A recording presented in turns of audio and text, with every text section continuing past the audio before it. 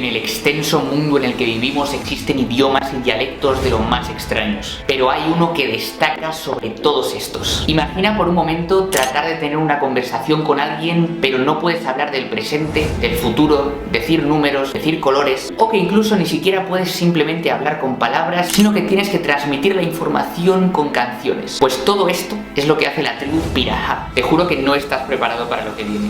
Empezamos. Se trata de la tribu Pirahã, que vive en uno de los lugares más aislados y enigmáticos del planeta, la Amazonía brasileña, concretamente en la cuenca del río Maici, con una población que se estima que ronda entre los 300 y los 400 habitantes. Este río no solo les provee de agua para beber y pescar, sino que también funciona como vía principal de comunicación entre los diferentes aislados y pequeños asentamientos. Para entender el extraño modo de comunicación que tiene esta tribu hay que entender su modo de vida. Estos se acuestan con la última luz del sol y se levantan con el primer rayo de sol. Es decir, no tienen ninguna clase de dispositivo como un reloj o similar. En su rutina mañanera se dividen en pequeños grupos con diferentes tareas como cazar, pescar o recolectar frutos. Pero tampoco es que haya una lista obligatoria de quién hace cada tarea, sino que se distribuyen en base a la actividad que mejor les encaje, en base a la experiencia que tengan o a las necesidades del grupo. Las familias Pirahã suelen ser extensas. Abuelos, padres, hijos y parientes conviven bajo techados sencillos, hechos normalmente de hojas de palmera y madera. Muchos de estos ni siquiera tienen paredes, sino que hacen el suelo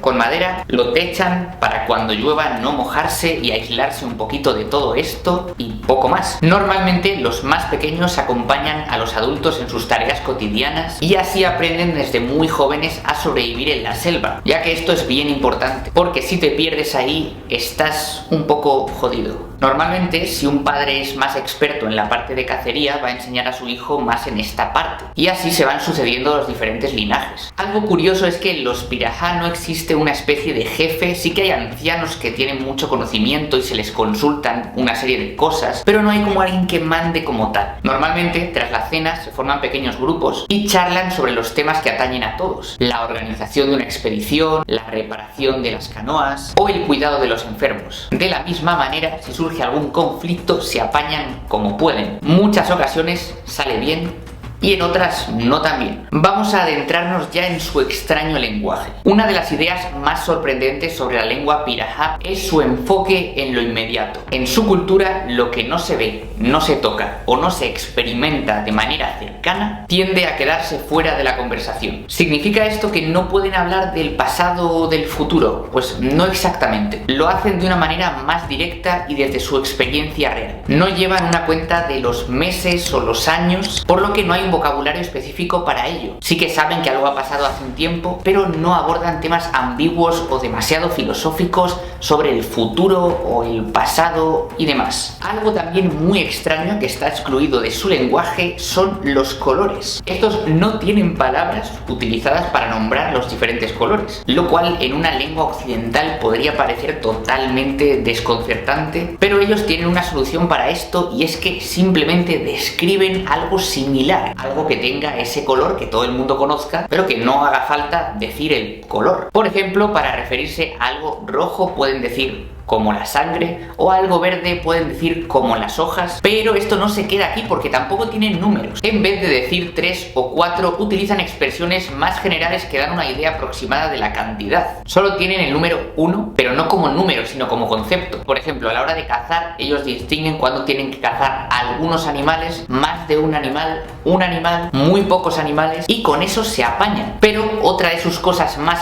fascinantes es que no solo hablan, sino que también se comunican mediante susurros, silbidos e incluso cantos. El susurro lo utilizan cuando quieren un poco de discreción, sobre todo en la selva, pero no del mismo modo que lo utilizamos nosotros, sino que literalmente no se les escucha, o sea, no se oye nada. No es que les susurres al oído de manera cercana, es que cuando están, por ejemplo, haciendo una actividad en la que quieren no ser escuchados, por ejemplo, pescando o cazando, se susurran de tal manera que para cualquier animal puede ser un sonido más de la naturaleza, pero esta gente se está comunicando y entendiendo perfectamente. Pero cuando se trata de comunicarse en largas distancias, estos utilizan el silbido. Y no tienen un silbido, o como silbas tú a un amigo o silbas una canción, sino que tienen una variedad tan grande de silbidos que parecen prácticamente pájaros cantando. Tienen un silbido que significa una cosa, otro silbido que significa otra cosa, pero es que tienen un lenguaje completo con estos silbidos. Y aparte de esto está el canto, que no se trata de canciones en el significado occidental, sino que es un medio de comunicación entre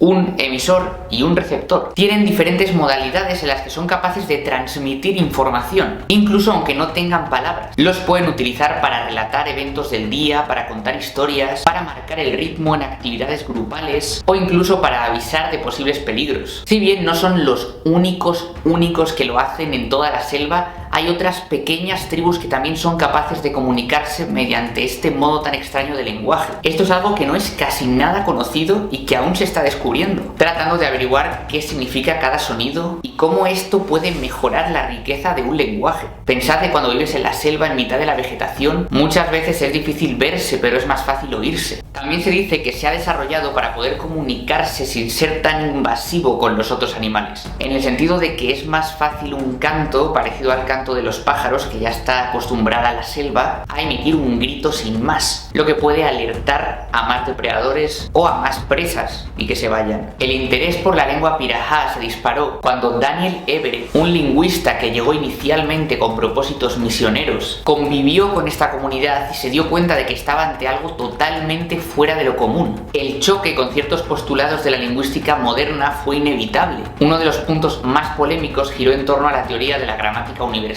propuesta por Noam Chomsky, que decía que por muy diferentes que sean los idiomas, siempre comparten rasgos básicos comunes, como por ejemplo los números, los colores, la forma de hablar del tiempo o hablar todo con palabras, sin cantos. Pero esta tribu vive y se apaña perfectamente con este idioma, por lo que a veces lo simple funciona bien y no hace falta complicarse la vida. Si bien es cierto que si tuvieran que desarrollar ideas exageradamente complicadas sí que necesitarían de algunos de estos aspectos. En las últimas décadas la Amazonía ha sido el centro de numerosas transformaciones, desde problemas de la deforestación, proyectos de infraestructura, a visitantes que buscan conocer a fondo todo lo que se pueda, que si bien se hace desde una manera respetable y sostenible no es tanto problema, siempre que los de cada tribu acepten, pero al haber problemas más grandes como este tipo de empresas gigantescas que se meten a fondo en los territorios de estas tribus, se están viendo muy desplazadas, y al estar hablando de un idioma de transmisión oral, si la última persona de esta tribu desaparece, todo este se pierde. Por lo que se está trabajando para dar visibilidad a esta tribu, a la cultura independiente de estos territorios y a su identidad. Por cierto, recuerda que si quieres aprender a viajar gratis a lugares como estos o a cualquier lugar del mundo, te enseñamos cómo hacerlo en la descripción de este vídeo. Nos vemos en el siguiente.